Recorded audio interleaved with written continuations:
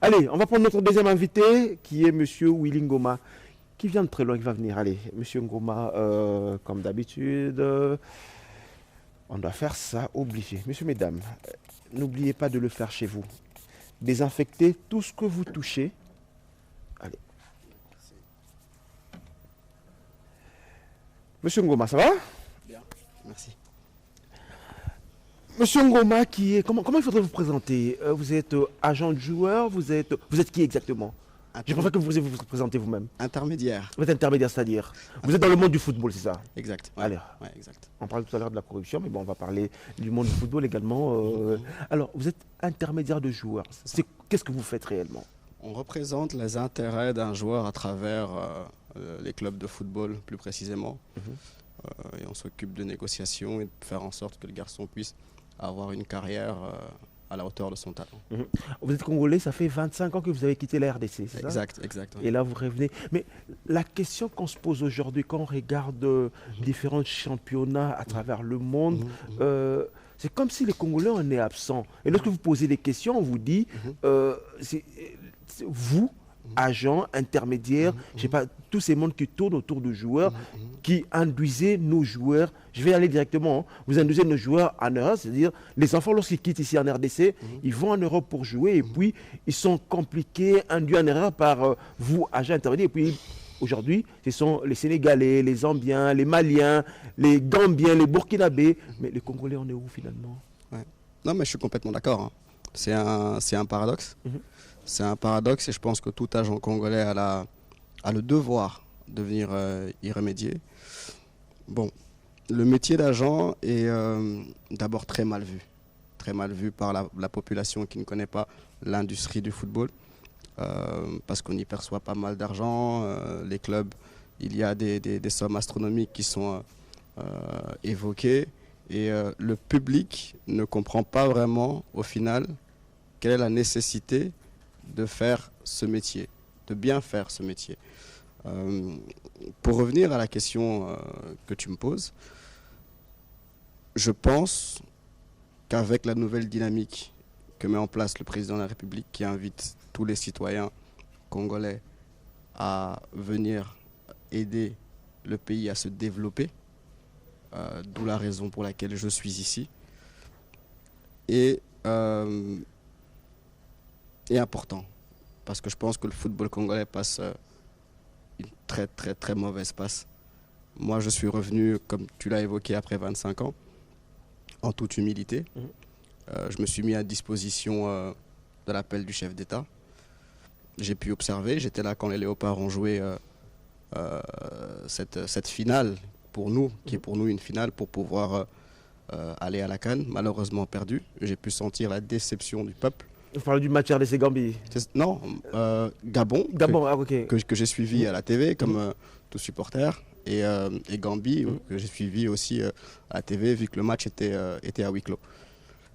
Je pense qu'en termes d'agents, il est temps pour nous, agents congolais, de venir travailler ici au pays. C'est pour ça que j'ai fait le vol. Je me suis installé ici, donc je vis ici. J'ai une banque ici.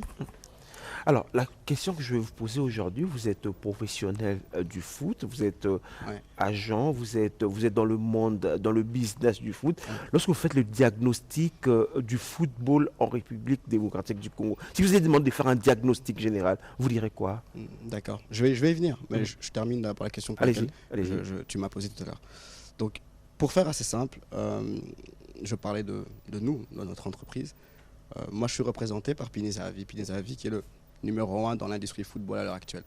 Parce que je sais que le Congolais perçoit très mal les agents qui sont venus, et la plupart sont étrangers, qui sont venus prendre nos talents, les exporter, et au final, comme tu viens de le dire, mal représentés. Aujourd'hui, je pense qu'avec une société comme la nôtre, qui est réputée, qui est crédible, j'ai envie de donner l'opportunité à nos talents de pouvoir s'inscrire. Pinezabi, c'est cette société qui s'occupe de l'image de Neymar. Hein? De Neymar, de Neymar, de Lewandowski, qui est le numéro 1 à l'heure actuelle, qui est le ballon d'or ici, de David Alaba et plein d'autres. Mais c'est... J'ai envie de vous poser la question. J'ai beaucoup de questions qui me viennent comme ça. J'ai envie de vous poser la question, comment vous êtes arrivé là? Comment je suis arrivé là? Parce que je suis doué. C'est-à-dire? C'est-à-dire, non, Non, c'est-à-dire quand je dis comment vous êtes arrivé là, c'est-à-dire que vous n'allez pas me dire que vous êtes réveillé un matin et puis recruté par cette société et puis voilà. Non, par ce monsieur. Non, je vais vous expliquer très simplement. Je travaillais comme scouting pour un agent belge. C'est-à-dire quoi scouting? Scouting, c'est-à-dire que vous... Parlons français. Vous êtes chercheur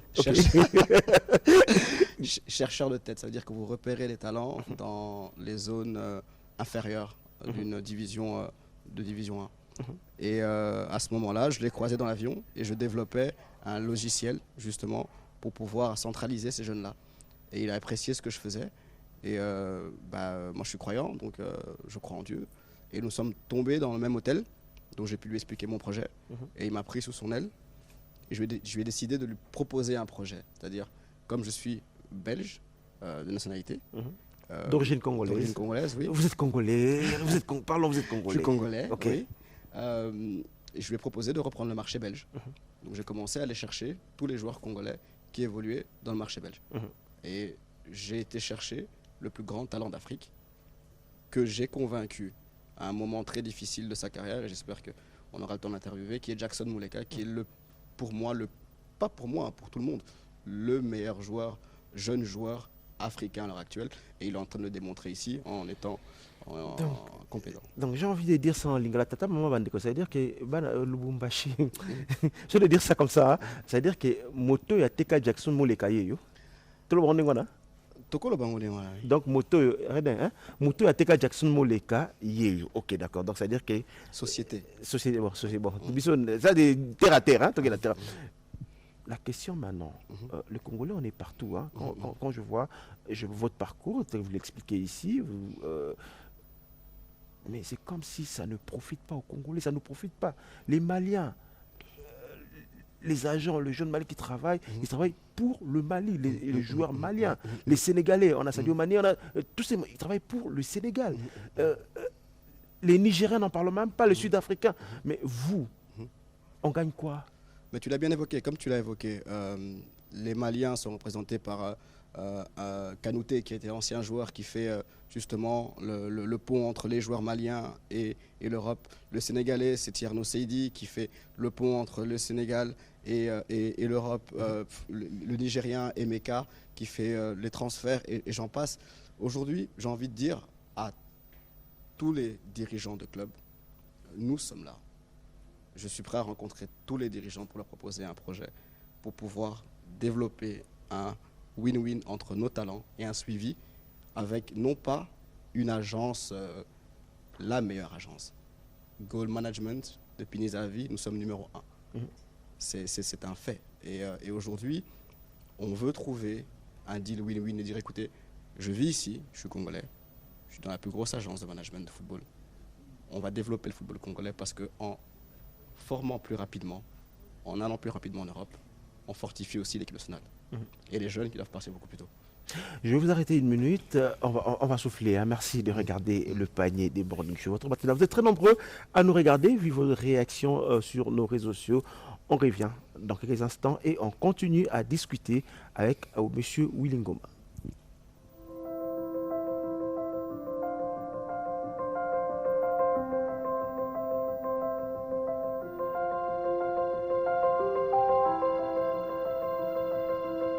Nous sommes réunis autour de cette idée féconde de la première dame de la République démocratique du Congo, Congo au féminin.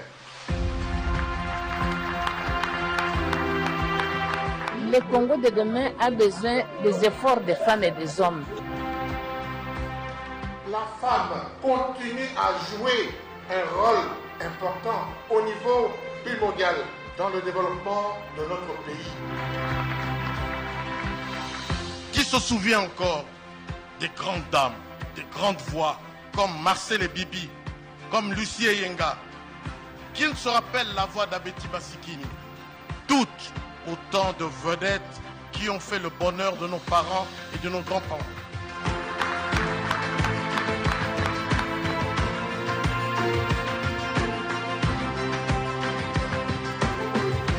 J'invite rapidement Rigen Massamouna. Pour ce qui concerne l'exercice d'un réalisateur, de présenter un projet cinématographique en racontant l'histoire de chacune d'elles à travers un film documentaire. Nous parlons quand même du Congo au féminin, nous parlons des dames.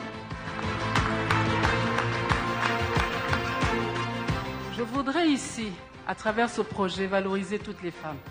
Ces femmes qui ont parfois été oubliées, mais qui ont fait de grandes choses pour notre pays. Elle est réellement première dame parce qu'elle est très profonde et sincère dans ses prises de position, sincère dans ses réflexions et sincère dans les actes qu'elle pose. Parce que moi, je tiens à la valorisation de la femme. J'ai été touchée de ce geste, un diplôme d'honneur. Notre chef de l'État a la chance d'avoir une femme si importante et si intelligente comme épouse. Et sur cette base-là, le Congo ira de l'avant. Le Congo au féminin, un projet de Denise Nyakeru Tshisekedi, première dame de la République démocratique du Congo. Le projet est simple, écrire l'histoire de la RDC avec ces femmes qui ont marqué. Voilà. Je vous rappelle, si vous me prenez en cours, je reçois M. Willy Ngoma, qui est intermédiaire, agent de joueur. Je reviens sur ma question, que je vais vous tutoyer, j'espère que ça ne vous dérange pas. Merci. Je reviens sur ma question que vous n'avez pas encore répondu.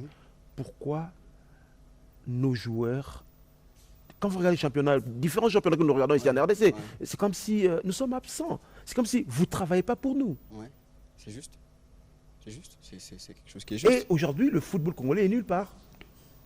Il faudrait qu'on nous laisse travailler pour vous, déjà. C'est pour ça qu'on vient proposer quelque chose.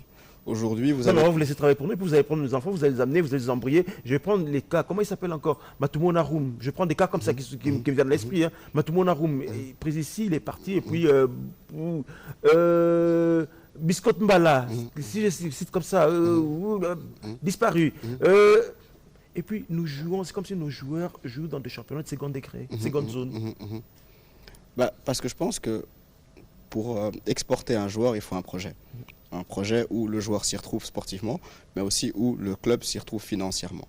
Et je pense qu'aujourd'hui, le trois quarts de nos joueurs, de nos clubs congolais, les transferts sont traités par leur propre président. Ça, c'est une vérité. Je ne citerai pas lesquels, mais c'est une vérité. Les agents congolais, parce que j'en ai discuté avec certains qui font leur métier ici au Congo, sont dépourvus de droits la plupart du temps. Et dans l'autre sens, comme vous le dites, les agents occidentaux, tu m'as donné deux exemples ici, je t'en donne deux, Mbokani et Kabananga ont été justement, ont transité par des agents occidentaux qui sont belges. Ils ont fait une carrière très bien, et il y a eu un suivi très bien. Mais ces mêmes agents, après avoir gagné de l'argent sur ces joueurs-là, ne sont plus revenus développer notre football. Alors qu'à la base, quand vous transitez pour passer un cap sportif vers un club européen, c'est justement pour apporter un plus au football congolais et cette crédibilité-là de se dire, bien, si un tel a réussi, c'est qu'il y a du talent là-bas, il faut aller voir. C'est pour ça que comme je suis revenu tout à l'heure sur le fait de pouvoir, pour développer quelque chose, il faut être présent. C'est pour ça que je me suis installé ici et j'ai fait le nécessaire pour être justement capable de pouvoir être sur le terrain et non plus faire encaisser de l'argent au football européen, mais aussi au mien. Et c'est ce que je dis. Donc à partir du moment où on trouve une passerelle fiable avec des gens compétents, une agence compétente, et dire voilà, on va faire ce transfert qu'on appelle avec ce monsieur, qui va être win-win. Donc nous allons négocier au mieux les intérêts du joueur, parce qu'un agent de joueur, à la base, vous négociez d'abord les intérêts du joueur. Le club négocie ses intérêts parce qu'il y a un président, un directeur sportif, et il n'y a pas de problème, et ils le font. Et je pense que depuis 5 ou 10 ans, le championnat congolais exporte mal les joueurs congolais dans des bons championnats. C'est-à-dire? C'est-à-dire pour moi un bon championnat sportif, parce que quand vous êtes joueur de foot... Non, je reprends ta phrase. Hein. Ça fait 5 ou 10 ans, le championnat congolais exporte mal le joueur congolais. Vous voudrez dire quoi? Ça veut dire que quand vous voulez faire une carrière, la première chose, c'est de penser à choisir un bon projet. Quand vous voulez gagner de l'argent, vous allez dans des championnats comme le Maroc, le Qatar, l'Arabie Saoudite, la Chine. Je n'ai pas dit qu'après ça, vous ne ferez pas carrière, mais en termes de projet sportif, quand vous êtes jeune, que vous avez 18, 19 ans, c'est l'âge normalement auquel vous faites, normalement, on va dire à 20 ans, le saut pour pouvoir aller jouer en Europe ou tout joueur rêve de jouer la Champions League et se produire sur la scène européenne. Donc c'est ça que je dis que les Nigériens y arrivent. Aujourd'hui, vous avez des jeunes Nigériens qui font Lagos et qui font Chelsea en jeune, qui font Liverpool en jeune. Le Ghanéen y arrive. Le Ghanéen fait même académie Chelsea ou Arsenal où on en trouve. Mais le Congolais... Justement, pourquoi le Congolais n'arrive pas à le faire? Mais il faut d'abord, je pense, avant de te répondre, parce que c'est une question qui est lourde de sens, je tiens à dire que je parle en tant qu'observateur, dans toute l'humilité possible, en accablant personne, ni le travail de personne, dans ce que je vais répondre, mais c'est une expertise d'un professionnel. Dites-moi, dans cette émission, la particularité de cette émission, c'est qu'on se regarde dans les yeux, on s'est dit des vérités. Ok, ça va faire mal, il faudrait que ça fasse mal pour que ça puisse changer. Ok. Voilà. Non, mais vous savez... Pourquoi, là vous avez dit, les Nigériens arrivent à le faire, les Sénégalais arrivent à le faire. Mais pourquoi nous, le Congolais, nos joueurs, lorsqu'ils quittent la RDC, ils vont au Qatar, ils vont, je sais pas moi, au Maroc, en Tunisie. Je sais pas aujourd'hui, je sais pas si je peux citer un seul joueur congolais qui a quitté la RDC et qui a joué la Champions League européenne, il n'y a pas. Ouais. Donc on n'arrive pas à faire. J'ai pu observer un peu... J'ai pas envie que vous... Enlevez un peu vos gants. C'est ce que vous vous réservez. Enlevez un peu vos gants. Dites-moi la vérité. Pourquoi on n'arrive pas à le faire? Non, c'est pas de la vérité. J'essaie d'être diplomate parce que je ne peux pas non plus juger tout en ayant passé un mois au Congo et je ne suis pas là pour non, juger. Vous êtes dans le deal du football, vous êtes dans le monde du football, vous êtes professionnel du football. Mais la question que je me pose aujourd'hui, pourquoi nos joueurs, nous n'arrivons pas à exporter nos joueurs dans les championnats européens? Quand vous n'avez pas d'argent, vous misez sur les jeunes. Les jeunes jouent avec passion, donc vous formez des jeunes. Quand vous avez de l'argent, vous avez la possibilité de pouvoir payer de la qualité tout de suite. Pourquoi nous n'arrivons pas à exporter très rapidement? C'est parce que nous n'avons pas de structure de jeunes. Et par là, je parle... Quand vous allez à la FECOFA, vous trouvez il y a une structure qui encadre le football des jeunes. Zéphir Kanyinda, je t'ai salué. J'aurais bien voulu le prendre aussi sur ce plateau. Bon, voilà.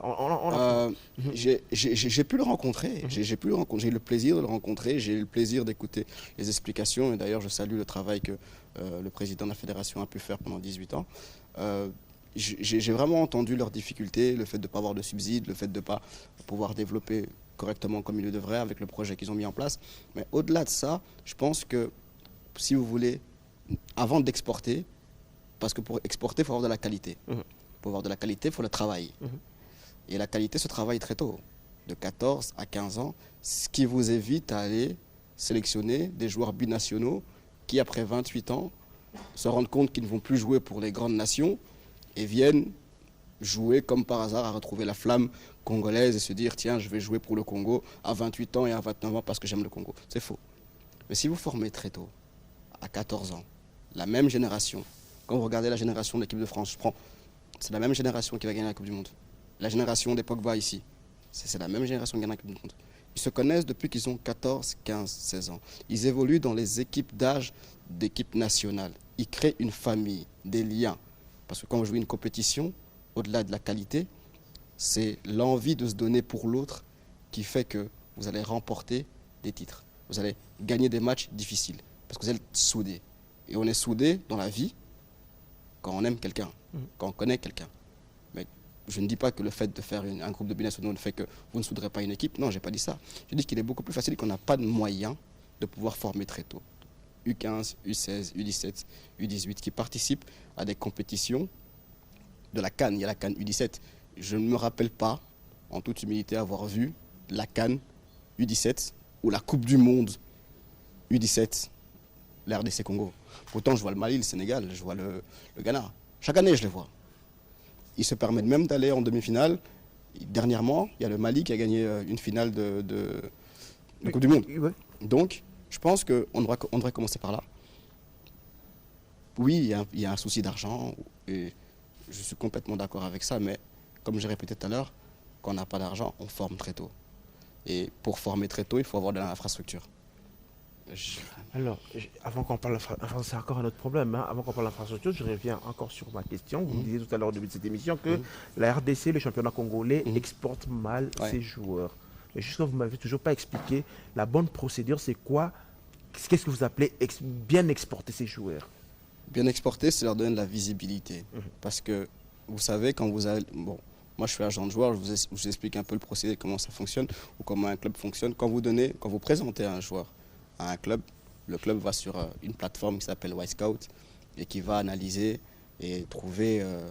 ça n'existe pas chez nous, hein, ça n'existe pas chez nous. Un accord. Malheureusement, justement, les clubs n'ont pas justement cette passerelle pour pouvoir transmettre les images de tous les joueurs et des highlights, c'est toujours... Mais au-delà de ça, on va laisser ça, c'est un peu plus compliqué. Mais sans ça, si nous formons bien, avec des infrastructures, nos jeunes participent à des compétitions d'Afrique, donc la CAN, de U17, U18, où ils participent, si justement ils passent les groupes, où ils arrivent à se qualifier, ils jouent la Coupe du Monde. Et la Coupe du Monde est une plateforme où vous retrouvez tous les clubs qui sont là, donc ça facilite la visibilité du joueur congolais. Jeune. C'est encore plus compliqué quand ils jouent en équipe première ou dans les division 1. C'est encore plus difficile de pouvoir les exporter parce qu'ils n'ont pas de visibilité. Le problème est toujours la visibilité et les infrastructures. En deçà de ça, le Congolais part très tard à l'étranger. Moubélé part très tard. Même un Jackson Mouleka, pour moi, part très tard. Oui. Jackson est parti. Pour moi, c'est une expertise de professionnel. Pour moi, très tard. Jackson Mouleka, à 18 ans, vous savez déjà que c'est un phénomène. Mais aujourd'hui, depuis qu'il est parti, on ne le voit pas. On ne le voit pas. Ah si, il est le meilleur buteur du Standard. Il a 10 buts, ça ne s'est jamais fait en championnat belge. Il a encore marqué la semaine passée. Ça ne s'est jamais fait dans le championnat belge et même dans la boîte, comme moi. On va terminer. Je crois que je vais vous répondre sur cette question. On va parler de foot. Plaisir. Mais j'ai envie de poser une question. Oui. Je sais qu'on va se lever. Hein. J'ai envie de poser une question. Dis-moi, Jackson Mouleka, il a coûté combien? Écoute, pour être franc avec toi, quand nous l'avons repris, il n'était pas encore chez nous. Il a eu des soucis avec son président, ça s'est très bien passé. Ils ont trouvé un accord. Il a changé d'agent parce qu'il était avec l'agent de Mouleka. Il a coûté 2,5 millions. Et aujourd'hui, il coûte 15 millions. Pardon? Oui, 15 en 6 mois. Pardon? Oui, 15. Hein? Oui. Jackson Mouleka coûte 15 millions de dollars. Oui, non, d'euros. Pardon, 15 millions d'euros. À l'heure actuelle, oui. T'as l'argent? Oui. Attends, il y a un silence sur ce plateau. Hein. Il y a un silence sur ce plateau. Hein. Non, je te garde. Viens, Gaëtan, viens. Allez, je vais te garder sur ce plateau. Gaëtan, on va parler. Tu te lances également dans la philanthropie, hein, aider la population. Mais dis-moi, tu es agent, tu es chargé de l'image de Neymar pour l'Afrique, c'est ça? Tu es chargé de l'image de Neymar pour l'Afrique? Je ne suis pas chargé de l'image de Neymar. Neymar est un de nos clients, notre plus gros client. Gaëtan, viens derrière moi. Et à travers la boîte, oui, je peux parler. Un Congolais. Hein. Je suis fier quand je rencontre des gens pareils. Hein. Un Congolais qui. C'est-à-dire que si j'ai envie de parler à Neymar, je peux faire une vidéo avec lui. Si j'ai envie, je vais te contacter. Avec plaisir, tu sais où j'habite. Donc, je te garde. Donc, non, soit Neymar Kalamingite, vous êtes à la plateau. Je vais quand même désinfecter le micro. Il faut le faire toujours. Hein. Gaëtan, ça va? Oui, ça va. J'ai un petit problème avec tous mes micros qui ne sont pas là aujourd'hui. Bon. Gaëtan va nous parler de Papa Wemba. Ça fait 5 ans aujourd'hui, jour pour jour, depuis qu'il a quitté la Terre des Hommes. Exactement, ça fait 5 ans. Mais pour la petite histoire, Papa Wemba, il est né le 14 juin 1949 à Lubefou, dans le Sankourou. Il est décédé le 24 avril 2016 à Abidjan, sur scène. Hein. Papa Wemba est décédé devant tout le monde. S'il faut parler en quelques mots du parcours musical de Papa Wemba. Très vite, parce qu'on a préparé un document sur ça. Il ne voulait pas être musicien. Il a commencé par servant de messe pour devenir prêtre. C'est en chantant à la chorale qu'il a eu le goût de la musique. Donc il a commencé aussi dans un petit quartier. Après, il mettra en place, en collaboration avec ses amis, le groupe Zaïko Langalanga. Zaïko Langalanga qui simplement veut dire Zaïko, Zaïr Yabakoko, Zaïr des ancêtres Langalanga. 5 ans après, aujourd'hui, une messe d'action de grâce, une messe de suffrage sera dite à la paroisse Saint-Joseph de Matongué. Et une... L'église de Papa Wemba, il s'est marié là-bas avec Maman Amazoun. Exactement. Exactement. Donc, pas seulement l'église. Le quartier Matongué, c'est aussi le quartier où s'y trouve la résidence familiale de Papa Wemba, sur l'avenue Kanda Kanda. Sur l'avenue Kanda Kanda, où s'y trouve le siège du village Molokai. Vous aurez des explications dans les éléments que nous avons réalisés. Justement, 5 ans après, Papa Wemba reste vivant dans nos mémoires, dans nos vies. Papa Wemba vu par l'équipe du panier. C'est ce document vous propose Gaëtan. On regarde.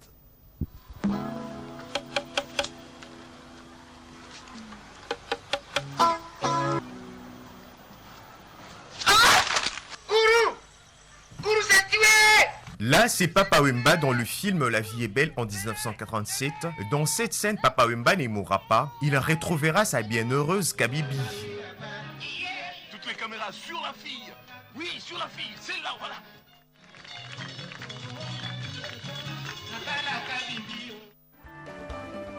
Mais au festival de musique urbaine d'Anoumabo, fondé par Magic System, l'artiste congolais Papa Wemba poussera son dernier souffle dans un micro avant d'y s'effondrer en plein concert à Abidjan. La musique, quant à elle, a continué quelques instants avant que les spectateurs se rendent compte du drame qu'il venait de se produire sous leurs yeux. Le spectacle est retransmis en direct sur la télévision ivoirienne.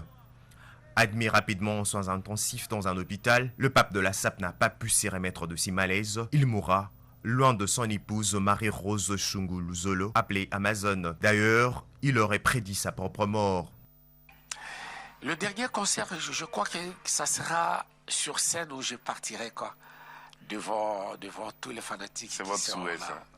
J'ai comme l'impression, parce qu'il y a des moments ça m'arrive sur scène, je vais le dévoiler maintenant, où je sens comme je plane.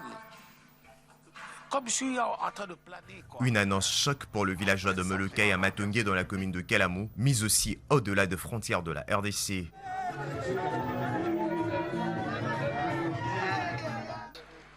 Il n'a jamais chanté des chansons obscènes, de Papa Wemba. C'est un grand musicien qui est parti, mais c'est un grand trou pour l'Afrique.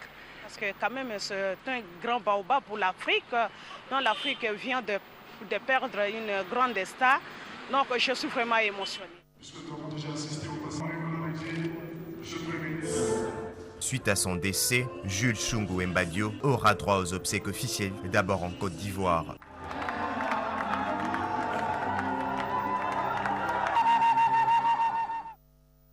Ensuite au Congo-Kinshasa, des obsèques dignes à cette icône de la rumba congolaise. 5 ans après son décès, le villageois de Molokai se souvient encore de Bakala Yakuba, comme Serge Pono, chef de Bandibou de Molokai, un groupe créé par Papa Wemba. Mona tele mazonginga na fema lelo la bisimno kuna na porte mutakota sute po bataleke bele ba bukami mezaki pasa idéologie na la simozo mona nzete zala kiwana ya paka paka na makemba omona ba mona yaki afande na nzete onie yete moi bole ka liboso bole ka déjà liboso. Devant la résidence familiale de Kourou, il relate la signification de Molokai. L'orchestre vive à la musique après Papa Wemba, tout en chutant par une chanson de son idole. Molokai elakisi ba venu tout e bandi biso banda kuna e bandaka kuna masimanimba oswe lokolama kanda kanda que nous sommes India bakala beti boye eza lokola fungoli mapapu adopesa moto tout makambo do fula bon orchestre ezali quelques-uns balongwa mais orchestre ezali douche papa maman Amazon il était comment mobala yaya bien coiffé bien parfumé. Le vide laissé par Papa Wemba est encore visible, selon Christian de Moreau, l'un deux neveux de ses premiers. Comme chaque 24 avril depuis son décès, une visite au cimetière est prévue, mais aussi un concert au quartier Matongué pour pérenniser la mémoire du fondateur de la Société des ambianceurs et de personnes élégantes à la fin des années 1970. Maman a regret au père de Papa Wemba. Oncle Bazame, Papa Wemba vraiment papa. Personnellement, on a sentara trou. Je suis papa Sorazaki et papa a un problème sur Benga à Bengaka. À côté de Papa Wemba, il faut associer le nom de mère Frenchen, son amie et petite sœur. Pour ces dernières, Papa Wemba était un homme au grand cœur.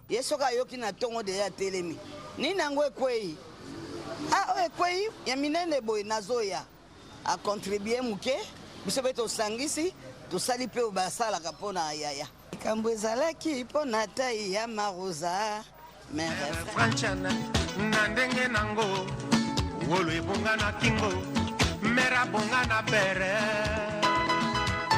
À l'intersection des avenues du Stade et Oshwe, une pierre a été posée pour ériger une statue en hommage du roi de la rumba. Depuis lors, la pierre est toujours là et le villageois de Molokai attend toujours la matérialisation de cette promesse. 5 ans, nous avons passé le côté. Toujours les lamabés, toujours les lamabés, ils vraiment le qu'on fait salement. Il fait de 5 ans, il y a 5 ans, bientôt 5 ans, 24, déjà 5 ans, il y a mort, il y a Bakala Diakouba, maître des écoles, formateur des idoles. Outre la statue, la pierre tombale n'est toujours pas posée au cimetière, comme le déclare Christian de Moreau. Jusqu'à présent, tout ça à couleur, mais papa m'a la pierre tombale.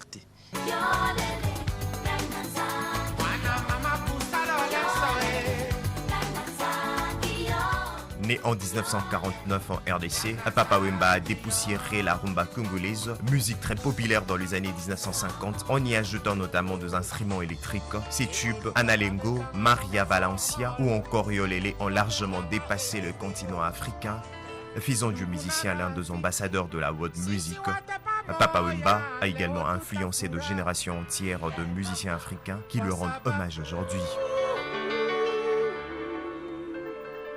Leo siku mzuri ni siku ya Mungu, siku ya baba wetu. Kwa sababu Papa Wemba qui a fait la fierté de la République démocratique. Je vais revenir sur ce dossier la semaine prochaine. 5 ans après, Papa Wemba n'a pas de pierre tombale. Non, attendez. Est-ce que vous réalisez ça? Non, mais Lingala, ça fait 5 ans que Papa Wemba koufa. Mais Papa Wemba a une pierre tombale. Donc, c'est-à-dire, l'élo, na nécropole, pakoli peinture na tombe Papa Wemba sili. Donc, c'est-à-dire, pakoli peinture au fleur à tché, Papa Wemba a une pierre tombale. Non, mais attends. Ça fait 5 ans. Banda bacha libanga na matonge. Banda bacha libanga na matonge, libanga na le fait pas poser bacha buste Papa Wemba place wana mais libanga na ici une en poussière ti ici sera érigé phrase on les arati lelo. Ça fait 5 ans. Ici sera érigé. Et yanga libanga merci Discovery. Ça fait 5 ans depuis que bacha libanga wana. Tout ça non sérieux ko. Ça fait 5 ans depuis que Papa Wemba koufa bacha libanga wana na matonge ke ba osala monument Papa Wemba lingande ba monument Papa Wemba place wana ti lelo. Ça fait 5 ans Papa Wemba koufa pierre tombale na nécropole ezalakati. Ça fait 5 ans. Ça fait 5 ans depuis. Je me rappelle, je vais retrouver le compte rendu du Conseil des ministres. Hein, c'était le 47e Conseil des ministres. Le gouvernement avait décidé de racheter la maison des Papa Wemba pour en faire un musée. On va le rappeler au nouveau ministre de la Culture. Mais, t'as la délégation qui est à Abidjan. Parce que surtout quand on a des billets, on est foutami pour Abidjan,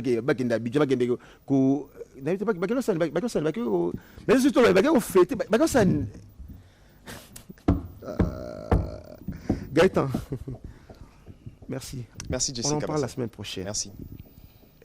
Non, comprends, tu as la délégation. Je ne suis pas contre Abidjan. Je ne suis pas contre. Mais tu as la délégation qui est à Abidjan pour en marge, il y a Liwa, il y a Papa. Ça, j'ai dit, il y a un Congolais. Mais, combien 20 Abidjan, tu as la délégation. Au frais de qui n'a habité? N'a habité ceux qui ont Abidjan à frère, n'a habité. Ceux qui ont foutu les billets qui ont Abidjan n'a habité. T'as la délégation qui est à Abidjan, mais Papa Wemba n'a tombé. Papa Wemba n'a pas tombé, Libanga ici sera érigé Tilelo. Mais Boké Abidjan. Nous avons mon Abidjan à Abidjan. Allez, on va. Je te vois, tu as été choqué. Tu es choqué par ce que je disais? Incroyable. Incroyable. Incroyable. Tu as connu Papa Wemba quand même, hein? Oui, bien sûr. Bien sûr. Mais, Asa a tombé. J'insiste, hein? Sauf que dans la nécropole, les lots, dans la nécropole, il y a la peinture, na tombe après monsieur assis bazongi ba messe. Après ba meli masanga. Mais pierre tombale. Une pierre tombale pour na papa Wemba, ça ne te coûte pas 10 000 $. Non. Non. Ça ne te coûte pas 20 000 $. Non. Je crois même pas que ça te coûte 5 000 $. Et que connaît la gane. Eh. Ok, il faut checker quoi. Si. Tu vas valoriser Batnabiso, c'est très important. Hein? Une réaction par rapport à Pawemba? Une réaction par rapport à Pawemba? J'étudierai la question. C'est quelque chose qui me peine beaucoup. Mais je préfère prendre des décisions dans la simplicité et non à la TV. Mais je me pencherai sur le cas, c'est sûr. Voilà, alors on va terminer. Tu t'es lancé dans la philanthropie, au-delà. Je le rappelle, hein, bon, j'ai pas envie. Vous comprenez, hein, il est humble, hein, il ne faudrait pas qu'on parle beaucoup de lui. Hein. Alors tu te lances dans la philanthropie, et c'est quoi ton combat? Tu veux aider, de quelle manière tu veux aider?